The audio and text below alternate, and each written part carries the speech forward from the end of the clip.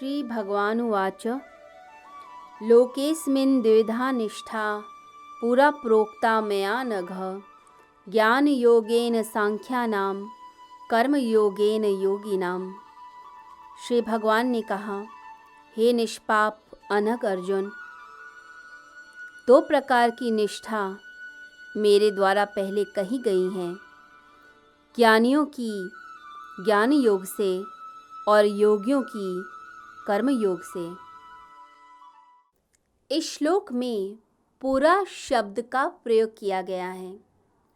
तो पूरा का अर्थ पिछले अध्याय भी हो सकता है और पहले भी हो सकता है, यानी पहले भी कहा गया था या पिछले अध्याय में कहा गया था। तो भगवान श्री कृष्ण यहाँ निष्ठा की बात करते हैं, दो प्रकार की निष्ठाओं की। निष्ठा यानी नी और स्था, यानी किसी भी बात में जो स्थिर रहने का मार्ग है वह निष्ठा कहलाता है। तो दो प्रकार की निष्ठाएं हैं, एक ज्ञानियों की यानी ज्ञान योग की और दूसरी कर्म योग की निष्ठा है। तो दो रास्ते भगवान बताते हैं। निष्ठा हर व्यक्ति की जिंदगी में होनी चाहिए। हम किसी एक मार्ग का चुनाव करके ही आगे जा सकते हैं। तो भगवान यह मनुष्य जाति के लिए दो मार्गों के बारे में बताते हैं कि दो मार्गों में से किसी भी एक मार्ग को तुम पकड़ोगे तो तुम्हारा कल्याण हो जाएगा। और ये दो मार्ग परस्पर विरोधी ना होकर एक दूसरे के पूरक हैं, एक दूसरे को कॉम्प्लीमेंट करते हैं, ये एक दूसरे के विरोधी नहीं हैं।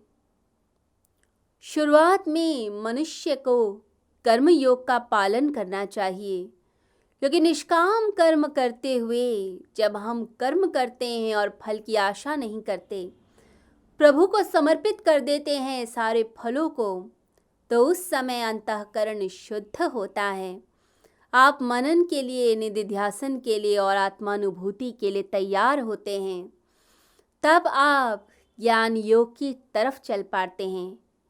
तो भगवान कहते हैं कि मानसिक और बौद्धिक क्षमता को देखते हुए मार्ग का चुनाव करना चाहिए।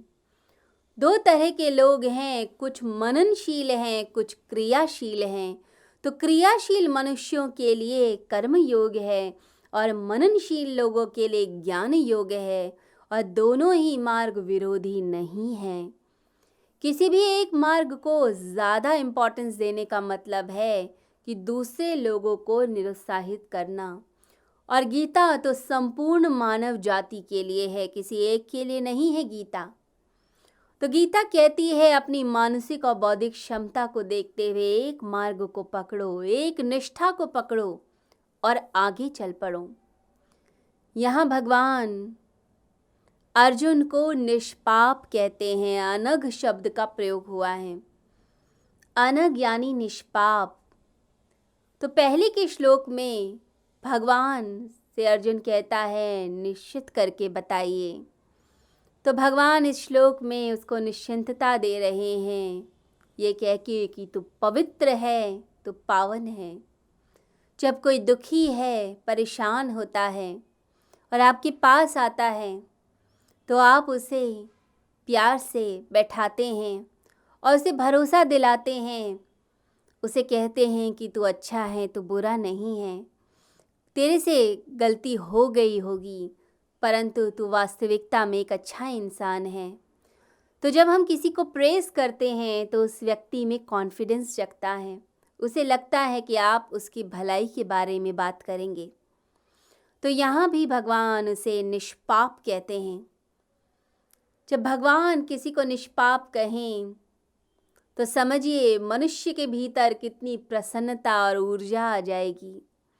भगवान जब निष्पाप कहते हैं तो भगवान का रोया रोया, रोम रोम उस चीज़ को बोलता है। उनकी आँखों में वे प्रेम दिखता है। जैसे कोई बच्चा गलती करके आए तो अपनी माँ की गोदी में बैठ जाता है, माँ के पास आ जाता है, स्वीकार कर लेता है और माँ बड़े प्यार से उसका सिर सहलाती है, उसे माफ़ कर देती है। उसे कहती है कि आगे ऐसे काम को मत करना, जिससे तुझे डर लगता है, जिससे तुझे दुख मिलता है, वो मत करना। तो भगवान श्री कृष्ण भी अर्जुन को भरोसा दिलाते हैं, उसे करुणा और प्रेम से निष्पाप कहते हैं। जब आप पाप करेंगे या गलत काम करेंगे, तब उस समय आपका मन भूकंप से भर जाता है। जो अपराधी होता है उसका तो समझिए मन एक ऐसे बवंडर की तरह घूमने लगता है कि उसे समझ ही नहीं आता कि ज़िंदगी में किस दिशा में चलूं। जो मन करता है बस करता चला जाता है और उस पाप को छुपाने के लिए मनुष्य कुछ भी करता है। कई बार गलती हो जाती है, अच्छे लोगों से भी गलती हो जाती है, तब पाप का पछतावा होता है। लगता है कि पाप हमने किया। पाप इतना रुलाता नहीं जितना यह रुलाता है कि पाप हमने कर लिया है, मैंने पाप किया। यह चीज़ ज़्यादा रुलाती है मनुष्य को और आप उसे छुपाना भी चाहते हैं। तो भगवान यहाँ पर अर्जुन को जब निष्पाप कहते हैं तो अर्जुन को भरोसा जागता है।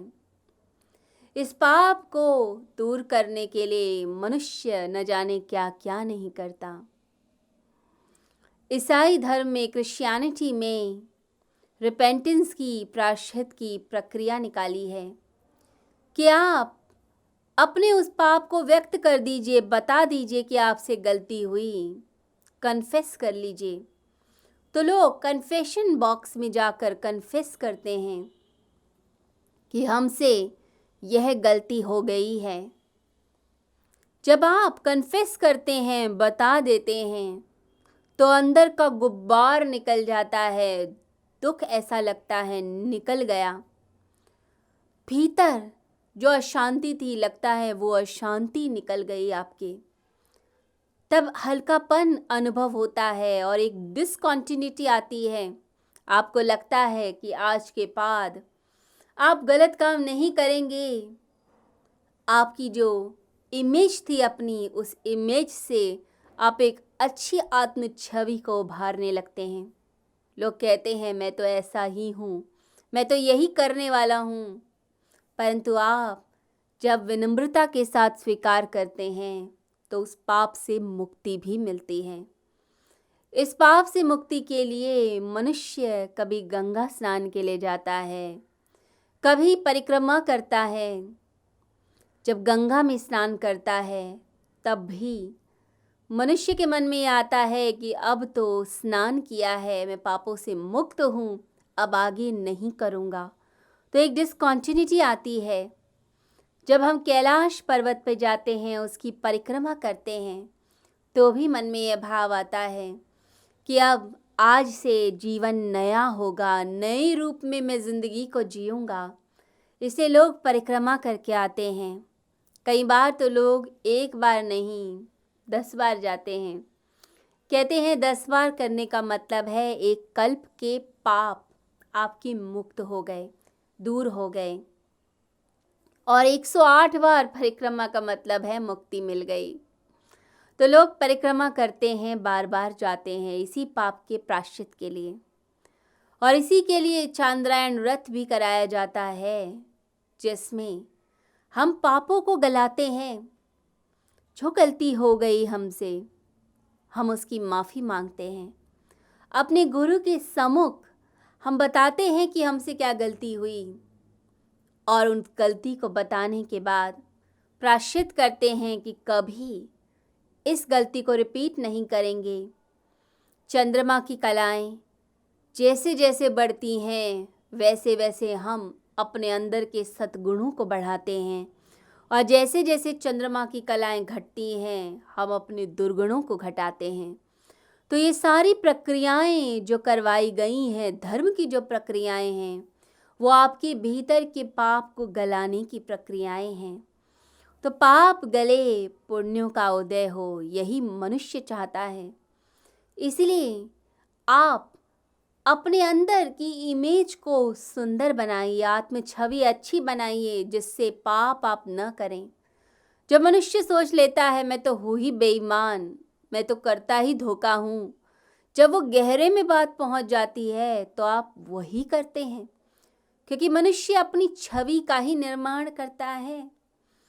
जब आपके मन में बैठ जाता है मैं तो बहुत स्मार्ट हूँ, बहुत चतुर हूँ, किसी को भी उल्लू बना सकता हूँ, तो आप क्या करेंगे? आप हर मौके पे यह सिद्ध करना चाहेंगे, दूसरों को भी दिखाना चाहेंगे और स्वयं को भी। इसीलिए अपनी इमेज अच्छी बनाइए और वैसे ही कार्य कीजिए। अपने बच्चों की भी इमेज अच्छी बनाइए। बच्चों को भी बार बार यह कहिए कि तुम अच्छे हो, पवित्र हो, प्यारे हो। जैसे भगवान श्री कृष्ण यहाँ अर्जुन से कहते हैं कि हे निष्पाप अर्जुन। तो अपने बच्चों को भी प्यारा बोलिए। जब आप 10 अच्छी बातें बोलेंगे तो बच्चे के अंदर भी अच्छाई करने की प्यास जगेगी, और जब आप उसे कोसेंगे, गलत बोलेंगे, तो बच्चा फिर गलत दिशा में चल पड़ता है। उसे लगता है शायद मैं हूँ ही बुरा, शायद मैं हूँ ही ऐसा, तो अनकॉन्शियस माइंड में वो चीज़ बस जाती है। तो आपने अच्छाई बोलनी है और अच्छाई का पालन करना है। यदि 10 लोग मिलकर किसी व्यक्ति को बोले कि तू चोर है, तू चोर है, बार बार बोलें, तो व्यक्ति चोरी कर ही लेता है। और यदि 10 लोग एक व्यक्ति को भला बोलें, अच्छा बोलें कि तू अच्छा है, तो व्यक्ति अच्छाई की तरफ चल पड़ता है। तो आपने अच्छाई का पालन करना है, अच्छी तरफ चलना है और अपने भीतर उसी चीज़ को उतारना है। भगवान मनुष्य की 2 निष्ठाओं की बात करते हैं। कहते हैं एक तो ज्ञान योग है और एक कर्म योग है। तो एक मार्ग का चुनाव कर और आगे बढ़, और साथ में उसे निश्चिंतता देते हैं कि तो निष्पाप है, जिससे अर्जुन अच्छाई के मार्ग पर चल पाए।